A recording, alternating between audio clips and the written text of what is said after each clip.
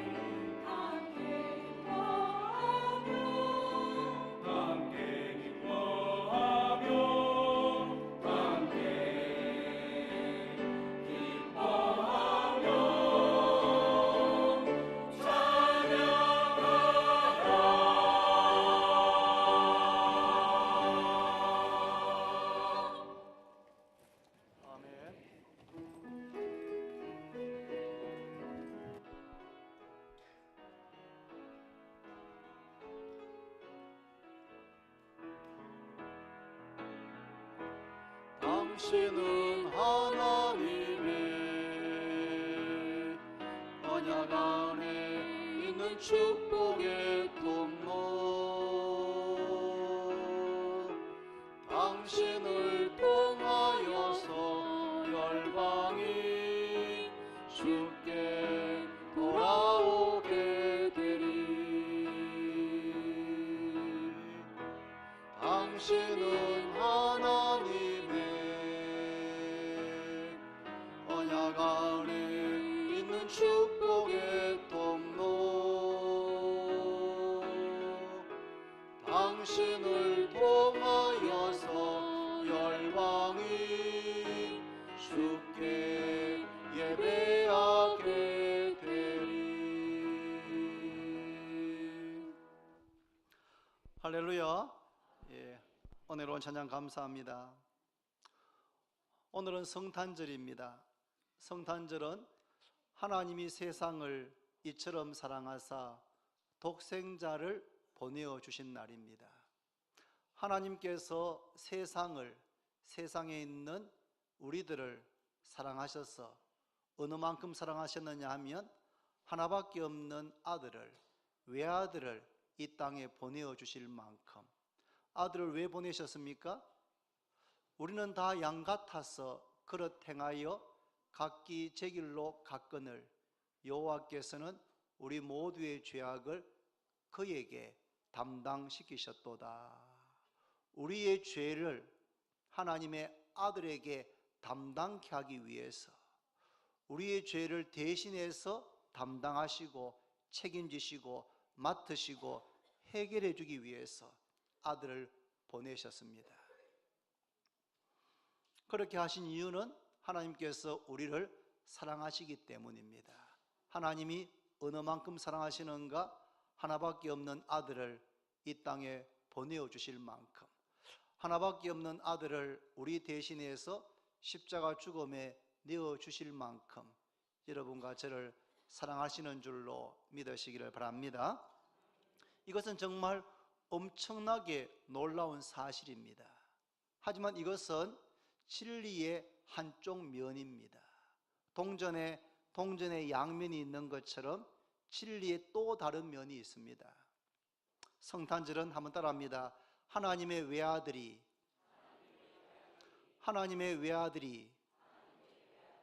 아버지의 뜻에 온전히 순종하신 날이다. 성탄절의 의미가 한쪽 면은 하나님 아버지께서 하나밖에 없는 외아들을 이 땅에 보내어 주신 그런 날이라고 한다면, 진리의 또 다른 면은 하나님의 외아들이신 독생자이신 예수님께서 하나님 아버지의 뜻에 순종하신 날, 아버지의 뜻에 온전하게 순종하신 날이 바로 성탄절입니다. 하나님 아버지와 성자 예수님은 어떤 관계에 있습니까? 오늘 읽은 본문에 보시면 한번 다시 보십니다. 여러분, 빌립보서 2장 5절 6절에 제가 읽습니다. 너희 안에 이 마음을 품어라. 곧 그리스도 예수의 마음이니 그는 근본 하나님의 본체시나 하나님과 동등됨을 취할 것으로 여기지 아니하시고. 예수님은 근본적으로 하나님의 본체십니다. 그리고 하나님과 동등하신 분이십니다. 성자 예수님은 성부 하나님과 근본적으로 본체시고, 그리고 동등하신, 성부와 성자와 성령은 그 능력과 영광과 지위에 있어서 동등하십니다. 할렐루야. 깨닫기를 바랍니다. 성부 하나님, 성자 예수님, 성령 하나님은 그 영광과 능력과 지위에 있어서 동등하시다. 여러분, 우리가 살고 있는 시대에 가장 활발한, 가장 경계해야 될 이단이 있다면 바로 신천지라는 이단입니다. 신천지. 과거에는 여호와의 증인 혹은 통일교, 그런 이단이 더 경계해야 될 대상이었다면 오늘날 성도들이 가장 조심해야 될, 가장 경계해야 될 대상은 바로 신천지입니다. 신천지에 속한 사람들이 이렇게 묻습니다. 성경에 삼위일체란 말이 있느냐라고 묻습니다. 성경에 삼위일체란 말이 있느냐, 혹시 그런 질문을 하거든 그 사람이 신천지일 가능성이 매우 높습니다. 일단 그렇게 경계를 하시는 게 좋습니다. 여러분, 성경에 삼위일체란 말이 있습니까? 없습니까? 모르면 안 됩니다. 모르면 아리까리한 이렇게 하면 바로 신천지에 끌려가는 겁니다. 여러분, 성경에 삼위일체란 말이 있습니까? 없습니까? 없습니다. 삼위일체라는 표현, 삼위일체라는 단어는 성경을 아무리 읽어봐도 찾아볼 수 없습니다. 그러나 이 삼위일체라고 하는 이 교리, 이것은 성경 전체를 관통하는 아주 중요한 진리의 핵심 가운데 핵심입니다. 신천지들이 하는 말이 뭐냐 하면 성경을 다 읽어봐라, 삼위일체라는 단어가 있는지 없는지 없다는 겁니다. 그런데 왜 교회에서는 성경에도 없는 삼위일체를 가르치느냐? 우리는 성경만 말한다. 우리는 성경 외에 다른 것은 전혀 가르치지 않는다. 여기까지 들으면 이야, 이 신천지라는 사람들 성경을 매우 사랑하고 매우 성경적인 그런 사람이구나 라고 혹할 수가 있습니다. 왜 우리 목사님은 성경에도 없는 삼위일체를 가르치지? 이런 또 의문이 들게 됩니다. 그러면 거기서 초대하는 무슨 복음방인이 이런 데 가져가면은 한번 가볼까? 그러다가 이제 신천지에 빠져가지고 정말 폐가 망신하게 됩니다. 여러분, 이것은 교회 역사적으로 매우 중요한 사건들입니다. 성경에 보면은 성부 하나님, 성자 예수님, 성령님에 대해서 분명하게 말씀합니다. 그렇다면 성부, 성자, 성령의 관계가 어떻게 되는가? 성부, 성자, 성령의 관계가 하나이다. 성부, 성자, 성령이 하나이다. 한 분이시다. 하나됨을 강조하게 되면 뭐에 빠지는가 하면 세대주의, 좀 어려운 표현, 세대주의라고 하는 이론 혹은 양태론이라고 하는 이단에 빠지게 돼요. 이것은 교회 역사 가운데 이미 있었던 겁니다. 성부, 성자, 성령이 한 분이시다, 하나이시다는 것을 강조하다 보면 어떻게 되냐면 구약시대에는 성부 하나님이 계시고 신약시대에는 성자 하나님이 계시고 예수님께서 성천을 만든다면 성령 하나님이 계신다. 그래서 성부 세대, 성자 세대, 성령 세대, 성부, 성자, 성령이 마치 한 분이 옷을 갈아입는 것처럼 바뀌어지고 세대가 구분되어진다고 하는 것이 바로 세대주의라고 하는 이단입니다. 양태로는 뭐냐 하면 우리 장로님께서 교회에서는 장로님이시고 한의원에서는 원장이시고 집에 가면 아버지잖아요. 이렇게 설명하는 거예요. 한 분이신데 이분이 아버지도 되고 원장도 되고 장로도 되고 되는 것처럼 하나님이 한 분이신데 성부도 되고 성자도 되고 성령도 되신다. 이렇게 말하면은 이야, 설명이 너무 쌈박하잖아요. 그게 바로 이단입니다. 이단. 성부, 성자, 성령을 설명할 때 하나이시다, 한 분이시다는 것을 잘 설명하려고 하다 보면 세대주의 혹은 양태론이라고 하는 이단에 빠질 가능성이 많습니다. 반대로 성부, 성자, 성령을 설명할 때 이분이 구별되어진다, 한 분이 아니다, 구별되어진다는 것을 강조하다 보면 뭐가 됩니까? 유일신 하나님을 믿는 것이 아니고 뭘 믿습니까? 삼신론, 세신을 믿는 그런 신앙에 빠지게 되는 것입니다. 그래서 성경에는 삼위일체라고 하는 표현은 없지만 2000년 교회, 특별히 초대교회 가운데에 이단들이 극성했습니다. 그들 가운데 어떤 사람들은 한 분이라는 것을 강조하다가 세대주의나 양태론의 설명에 빠지게 되는 겁니다. 어떤 쪽에서는 세 분을 구별하는 것을 설명하다 보니까 삼신론, 세신을 섬기는 그런 것에 빠지게 되는 것입니다, 여러분. 근데 성경을 전체를 읽고 또 읽어보면은 성부, 성자, 성령 하나님은 구분되어지지만 삼신은 아니고, 성부, 성자, 성령 하나님은 구분되어지지만 그 영광과 능력과 지위에 있어서는 동등하시다 하는, 이것이 2000년 교회 역사 가운데 고민하고 성경을 연구한 결론인 것을 깨닫기를 바랍니다.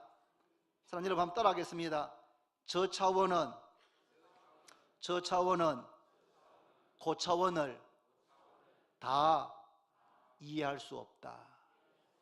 여러분, 인간이, 피조물인 인간이 하나님을 다 이해할 수 있겠습니까?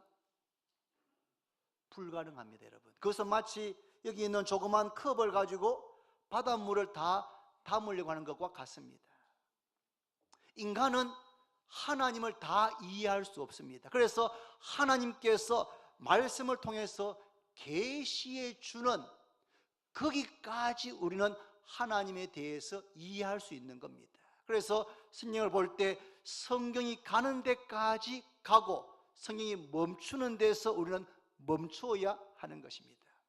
이 세상에서는 삼위일체를 비유로 설명할 수 있는 유비적인 것이 존재하지 않습니다. 그래서 이해하는 것이 매우 어렵게 느껴지는 겁니다. 그러나 우리가 천국에 가게 되면, 하나님 나라에 가게 되면은 삼위일체, 성부, 성자, 성령 하나님이 구분되면서도 한 분 하나님이시고, 그 삼위 하나님께서 영광과 능력과 지위에 있어서 동등하다고 하는 이것이 무엇인지 선명하게 깨닫게 될 줄로 믿습니다. 이단은 이해가 안 되는 부분들을 무리하게 꿰어 맞추려고 하기 때문에 잘못을 범하게 되는 것입니다. 반대로 자유주의라고 하는 신학자들은 이성이 받아들일 수 없는 건 전부 다 성경이 다 배제해 버리는 것입니다. 기적, 소경이 눈을 뜨고 안전뱅이가 걷고 풍랑이 잠잠게 되고 보리떡 5개 물고기 2마리 5,000명, 이건 전부 다 신화한 것이다, 가짜다, 초대 교회가 부풀린 것이다 라고 해서 자유주의 신학자들은 이걸 전부 다 배제해 버리려고 합니다. 여러분, 하나님께서 전능하시면 홍해 바다를 가를 수 있는 것을 믿으시기를 바랍니다. 하나님께서 전능하시기 때문에 40년 동안 농사할 수 없는 광야에서 200만 명이 넘는 이스라엘 백성들이 매일 아침마다 신선한 만나를 내려주시고 그 만나를 거두어서 먹이신 것을 믿으시기를 바랍니다. 자유주의 신학자들의 잘못은, 우리 이성이 받아들일 수 없는 건 전부 다 배제해버리는 잘못을 범했다면, 신천지와 같은 이단의 잘못은 뭐냐 하면 우리가 이해할 수 없는 것을 꽤 맞춰서 우리가 이해해 보려고 하면서 잘못을 범하는 것입니다. 하나님은 우리가 이해할 수 있는 부분도 있지만 이해할 수 없는 부분도 있는 것을 인정하는 것이 바로 우리는 피조물이고 하나님이 창조자이신 것을 믿는 것입니다. 할렐루야. 성부 하나님과 성자 예수님은 동등하십니다. 그런데 성부 하나님의 뜻이 뭡니까? 하나님의 형상을 따라서 사람을 지으셨습니다. 그런데 사람이 죄를 범했습니다. 불순종했습니다. 그래서 정령 죽게 되었습니다. 반드시 죽게 되었습니다. 한 번 죽는 것으로 끝나지 않고 그 후에 심판을 받고 지옥에 떨어져서 영원히 고통받을 운명에 처하게 되었습니다. 그런데 그것을 하나님 아버지께서 그냥 보고 있을 수가 없습니다. 왜요? 하나님은 사랑과 자비와 긍휼이 무궁하신 분이시기 때문에 인간이 죄를 짓고 멸망의 길을 걸어가는 것을 그냥 방관할 수가 없었습니다. 하나님은 모든 사람이 구원을 받고 진리를 아는 데 이르기를 원하시는 것입니다. 성자 예수님께서는 누구보다도 하나님 아버지의 그 마음, 그 뜻을 잘 알고 있습니다. 무슨 마음입니까? 죄인들을 구원하고 싶어하는 그 마음을 하나님 아버지께서 말씀하지 않아도 성자 예수님께 너무나 잘 아시는 겁니다. 그런데 죄인들을 구원하기 위해서는 죄 문제가 해결되어져야 됩니다. 죄 문제가 해결되려면 죄 없는 누군가가 그 죄인을 대신해서 죽어야지만, 피 흘림이 없이는 죄 사함을 받을 수가 없는 겁니다. 누군가가 생명을 희생해 주어야지만 죄인을 구원할 수가 있는 겁니다. 그래서 성자 예수님께서 하나님 아버지의 뜻을 이루기 위해서 하나님 아버지의 뜻에 자발적으로 순종하시기로 결정하신 것입니다. 할렐루야. 성자 예수님께서 하나님 아버지의 뜻, 죄인을 구원하기 원하시는 그 아버지의 뜻을 이루어 드리기 위해서 성자 예수님께서 자발적으로 그 뜻에 순종하기로 결정하셨습니다. 예수님은 근본 하나님의 본체시고 하나님과 동등하신 분이신데 동등함을 취할 것으로 여기지 아니하시고 동등함을 주장하지 아니하시고 자기를 비우셨습니다. 마치 왕이 입는 하나님의 영광과 권능의 왕의 옷을 벗어버리고 하나님의 그 영광, 하나님의 능력이라고 하는 그 하나님의 입는 그 왕복을, 옷을 벗어버리시고 자기를 비우셔서 하나님과 동등하신 하나님의 아들, 하나님과 동등하신 하나님께서 자기를 비워서 사람이 되셨습니다. 하나님이 사람이 되었습니다. 창조주께서 피조물이 되셨습니다. 이것만 해도 어마어마한 사실이죠. 그런데 자기를 낮추셔서 죽기까지 복종했습니다. 예수님은 생명을 만드신 생명의 주관자십니다. 여러분, 우리의 생명은 주님의 손에 있는 줄로 믿으시기를 바랍니다. 생명을 만드신 분이시고 생명의 주인이신 예수님께서 자기를 낮추셔서 죽는 데까지 낮아지고 복종했습니다. 이건 정말 어마어마한 사실이죠. 창조주가 피조물이 되는 것만 해도 놀라운데 사람이 되실 뿐 아니고 죽는 데까지 낮아지셨습니다. 거기서 끝나지 않고 그 죽는 것도 보통 죽는 것이 아니고 십자가에 못 박혀서 십자가에 달려서 벌거벗겨지시고 조롱을 당하시고 멸시를 당하시고 천대를 당하시는 데까지 자기를 낮추셨습니다. 죽기까지 복종하셨는데 곧 십자가에 죽으심이라. 예수님께서 이렇게 하나님의 뜻을 이루어 드리기 위해서 자기 자신을 비우고 낮아지기로 결정하시고 이 땅에 오신 날이 바로 성탄절인 줄로 깨닫기를 바랍니다. 이 땅에 오신 예수님은 30년 동안 나사렛에서 요셉과 마리아를 순종하여 받드셨습니다. 완전하신 하나님이신 예수님께서 불완전한 요셉과 마리아를 공경하고 순종한다는 것은 쉬운 일이 아니었을 겁니다. 그런데 자녀가 부모에게 공경하는 것을 본을 보이기 위해서 예수님께서는 30년 동안 나사렛에서 그 가난한 동네에서 하나님이신 예수님께서 요셉과 마리아를 순종하여 받들고 공경했습니다. 3년 공생애 동안에 예수님은 하나님의 뜻에 순종했습니다. 요한복음 4장 3절에서 이렇게 말합니다. 예수께서 이러시되 나의 양식은 나를 보내신 이의 뜻을 행하며 그의 일을 온전히 이루는 이것이니라. 예수님의 양식이 무엇인가 하면 하나님의 뜻을 이루고 그리고 그의 일을 온전히 이루는 것, 이것이 나의 양식이고 나의 기쁨이고 나의 즐거움이다. 예수님은 자기 자신의 무슨 목표나 뜻이 아니고 하나님 아버지의 뜻을 이루고 그 일을 온전히 이루는 것이 나의 양식이다, 그렇게 말씀했습니다. 예수님은 잡히시기 전날 밤 겟세마네 동산에서 얼굴을 땅에 떼고 엎드려서 이렇게 기도했습니다. 내 아버지여, 만일 할만하시거든 이 잔을 내게서 지나가게 하옵소서.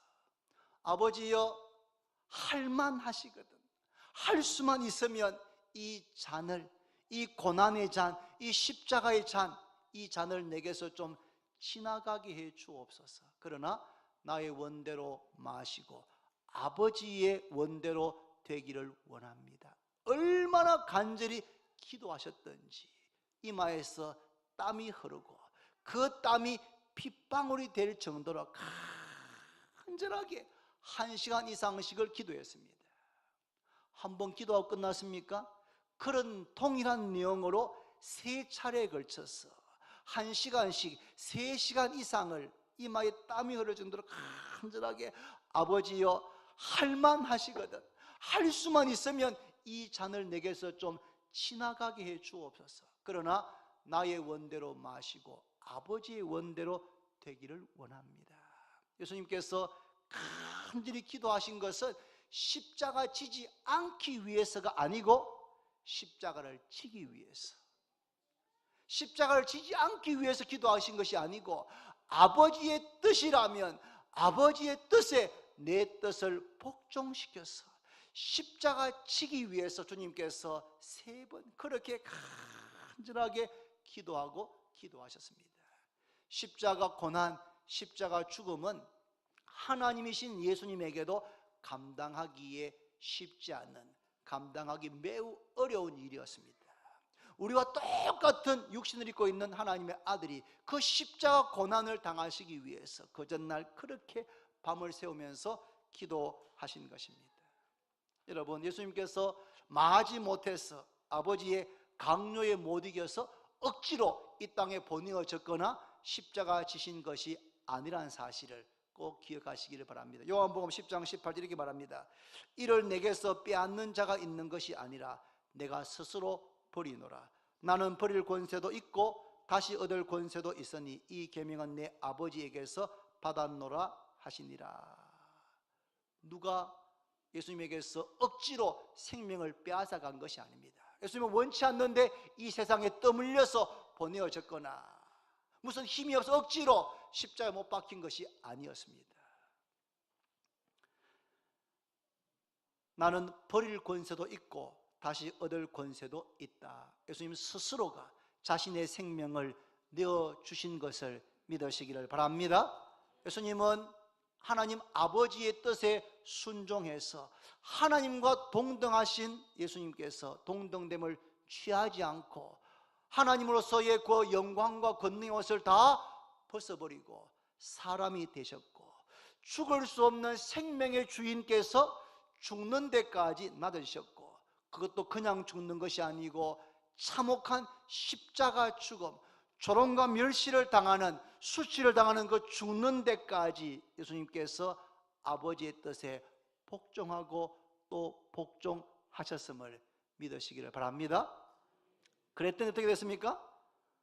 하나님 아버지의 뜻에 예수님께서 그렇게 철저하게 순종하셨을 때에 한번 보십니다. 여러분, 빌립보서 2장 9절부터 11절까지입니다. 제가 읽습니다. 여러분, 이러므로 하나님이 그를 지극히 높여 모든 이름 위에 뛰어난 이름을 주사 하늘에 있는 자들과 땅에 있는 자들과 땅 아래에 있는 자들로 모든 무릎을 예수의 이름에 꿇게 하시고 모든 입으로 예수 그리스도를 주라 시인하여 하나님 아버지께 영광을 돌리게 하셨느니라.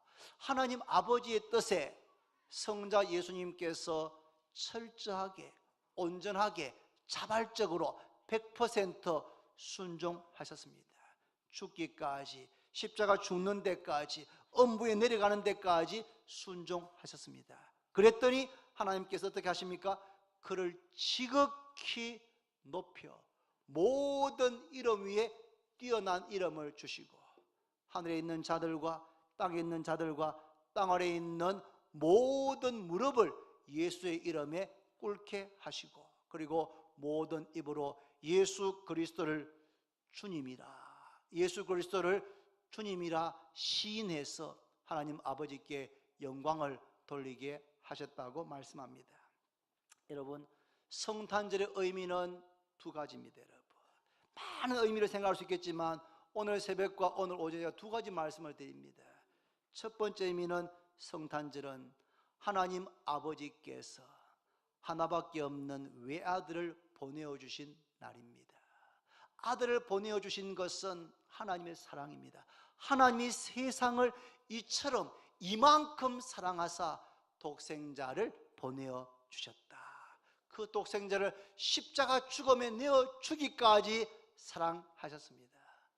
사랑하는 자들아, 하나님이 이렇게 우리를 사랑하셨은즉 우리도 서로 사랑하는 것이 마땅하도다. 성탄절의 이 의미를 우리가 깨닫게 된다면, 하나님 아버지의 사랑을 깨닫게 된다면 우리가 서로 사랑하는 것이 마땅한 줄로 믿습니다. 두 번째 의미는, 성탄절은 하나님의 아들이신 예수님께서 아버지의 뜻에 온전하게 순종한 날입니다.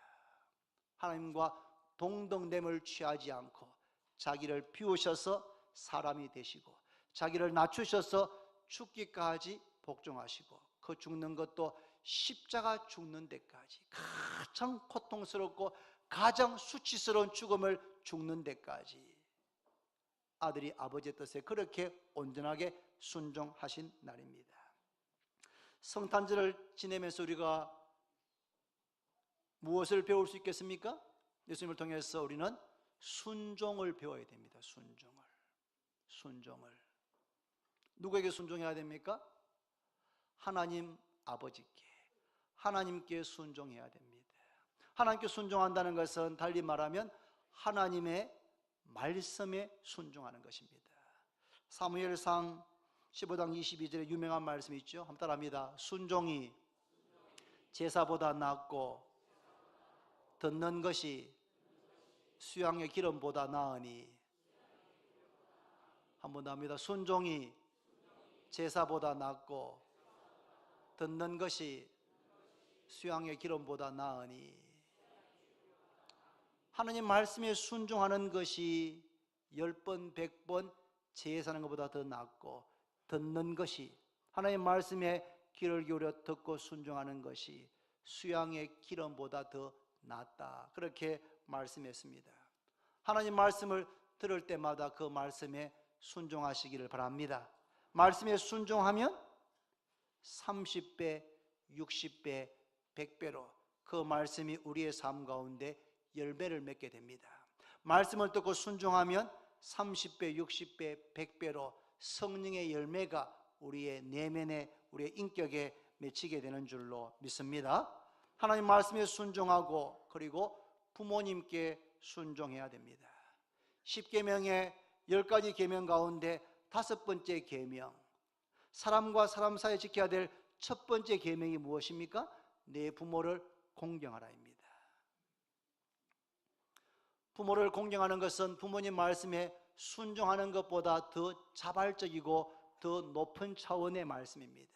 순종은 말씀하신 것만 그대로 하면 되지만, 공경은 말씀하신 것을 그대로 할 뿐 아니라 말씀하지 않은 것까지도 자발적으로 자원해서 섬기는 것, 이것이 바로 공경입니다. 우리 교회 젊은 부모님들은 자녀들을 사랑해서 양육하되 말씀으로 잘 양육하시고, 무엇보다도 내 아들, 딸들을 순종의 자녀로 양육하시기를 바랍니다. 하나님께도 순종해야 되지만 부모에게도 순종하는, 부모의 말씀에 순종하는 그런 자녀로 양육하셔야 하는 것입니다. 하나님 말씀에 순종하고 부모님에게 순종하고, 그리고 성경은 아내에게, 남편에게 순종하라고 말씀합니다. 아내와 남편에 무슨 차이가 있습니까? 남편이 아내보다 더 높습니까? 그렇지 않습니다. 성경은 남편과 아내가 동등하다, 완벽하게 동등하다고 분명하게 말씀합니다. 그런데 성경은 이렇게 말합니다. 동등한 부부에게 이렇게 말합니다. 아내들이여 자기 남편에게 복종하기를 주께 하듯 하라. 이는 남편이 아내의 머리됨이 그리스도께서 교회의 머리됨과 같음이니 그가 바로 몸의 구주시니라. 그러므로 교회가 그리스도에게 하듯 아내들도 범사에 자기 남편에게 복종할지니라. 남편들아 아내 사랑하기를 그리스도께서 교회를 사랑하시고 그 교회를 위하여 자신을 주심같이 하라. 아내는 남편에게 복종하기를 교회가 주님께 하듯이 그렇게 복종해야 되고, 남편들은 아내를 사랑하는데 그리스도께서 교회를 위해서 자신의 생명을 주심같이 그렇게 사랑해야 된다. 남편과 아내는 동등하지만 아내는 남편을 존경하고 복종하고 남편은 아내를 사랑하되 자신의 생명을 주심같이 그렇게 사랑해야 된다고 말씀하고 있습니다. 아내들은 남편을 존경하고 복종하시기를 바랍니다. 남편들은 아내들을 사랑하되 그리스도께서 교회를 위해서 자신의 생명을 내어주심 같이 생명 다해 사랑해야 됩니다. 그럴 때 그 가정이 건강한, 경건한 그런 가정으로 세워지게 됩니다. 또한 여러분, 우리들은 성도들 간에 피차 복종해야 됩니다. 에베소서 5장 18절에 보면은 술 취하지 말라, 이는 방탕한 것이니 오직 성령의 충만을 받으라. 술 취하지 말고 오직 성령의 충만을 받으라 라고 말씀을 시작해서 맨 마지막 22절에 가면은 그리스도를 경외함으로 피차 복종해라. 에베소 교회 성도들이 성령 충만해서 성령 충만하고 그리고 그리스도를 경외함으로, 경외하는 마음으로 성도가 서로 피차간에 서로 복종해라. 서로 존중하고 서로 존경하고 서로 복종해라. 그렇게 성경은 말씀하고 있습니다. 그리고 여러분, 목회자에게 또한 순종해야 합니다. 부부가 동등한 것처럼 목사와 성도들은 동등합니다. 목사가 더 높은 것이 아닙니다. 목사와 성도들은 완벽하게 동등합니다. 그러나 주님께서 담임 목사에게 영적 아비로서 성도들을 사랑으로 돌볼 책임을 맡기신 줄로 믿습니다. 그러므로 성도들은 영적 아비된 담임 목사가 부족한 점이 있어도 그래도 존중하고 순종하고 그의 지도를 기쁘게 받아야 합니다. 말씀했습니다. 여러분, 성탄절은 예수님께서 하나님 아버지의 뜻에 자발적으로 기쁘게 순종한 날입니다. 오늘 성경 우리에게 이렇게 말합니다. 너희 안에 이 마음을 품어라. 곧 그리스도 예수의 마음이다. 따라합시다. 너희 안에 이 마음을 품어라. 곧 그리스도 예수의 마음이니. 오늘 성탄절을 맞이해서 다른 무엇보다도 예수 그리스도의 마음을 품으시기를 바랍니다. 혹시 지금 예배드리면서 오후에 있는 볼링 대회에 막 마음이 다가 있지 말고, 볼링 공을 던지면서도 내 마음속에 그래, 예수의 마음을 품고 살아야지, 그렇게 결심하면서 살아가야지 의미가 있는 겁니다. 너희 안에 이 마음을 품어라. 곧 그리스도 예수의 마음이니. 성탄절을 맞이해서 예수 그리스도의 마음을 우리가 품게 되기를 바랍니다. 예수님의 마음은 하나님의 본체시고 하나님과 동등하신 분이시지만 동등됨을 취할 것으로 여기지 않고 자기를 비우시고 자기를 낮추시고 죽기까지 하나님의 뜻에 순종한 복종한 마음입니다. 성탄절을 지내면서 예수님의 마음, 순종의 마음을 배우시기를 바랍니다. 하나님의 말씀에 순종하고, 부모님 살아계시면 부모님에게 순종하고, 남편에게 순종하고, 그리스도를 경외함으로 성도가 피차스로 복종하고, 부족하지만 세운 담임 목사를 순종하는 그러한 은혜가 우리 교회에 있기를 바랍니다. 성탄절은 하나님 아버지께서 외아들을 보내신 날입니다. 이 놀라운 사랑을 받고 깨달은 우리들이 서로 사랑하는 것이 마땅하니라. 우리 늘 사랑이 부족합니다.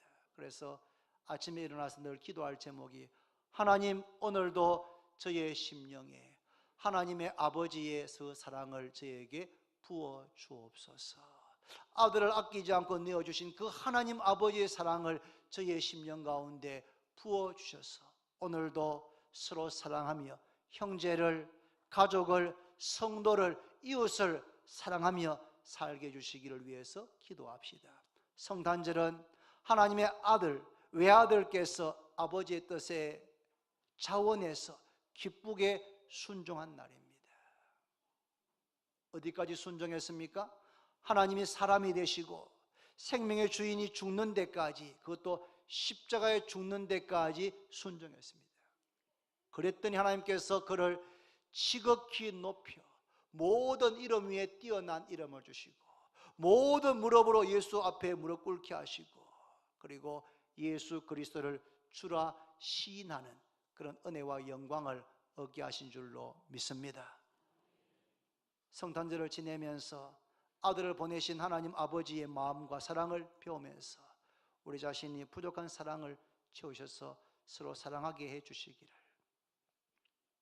하나님의 외아들께서 아버지 뜻에 복종하시되 죽기까지 복종하시는 걸 보면서 하나님, 저도 순종의 사람이 되게 해 주시옵소서. 하나님께 순종하고 부모님께 순종하고 남편에게 순종하고 성도 간의 피차 복종하고 주의 종에게 순종하는 그런 은혜가 우리에게 있기를 함께 사모하며 기도하기를 바랍니다. 기도드리겠습니다.